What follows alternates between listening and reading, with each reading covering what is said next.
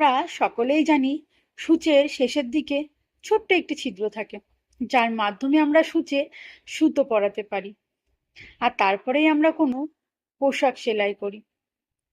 কিন্তু যদি এই সূচে সুতো পরানোর সময় সুতোর কোথাও একটু গিঁট পড়ে যায়, তাহলে কিন্তু আর এই ছিদ্র দ্বারা সুতো প্রবেশ করানো সম্ভব নয়। ঠিক সেই রকম, আপনি যদি কারোর জীবনে বা অন্তরে প্রবেশ করতে চান, তাহলে আপনাকেও সহজ থাকতে হবে, তাতে যেন কোনো গিঁট না থাকে, মনে যেন কোনো মালিন্য, কুচিন্তা বা দ্বিধা না থাকে। যদি এমনটা থাকে, তাহলে আপনি কারোর জীবনে প্রবেশ করলেও তার মনে কখনোই ঘর করতে পারবেন না।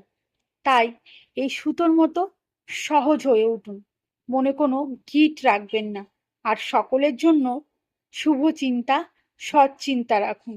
দেখবেন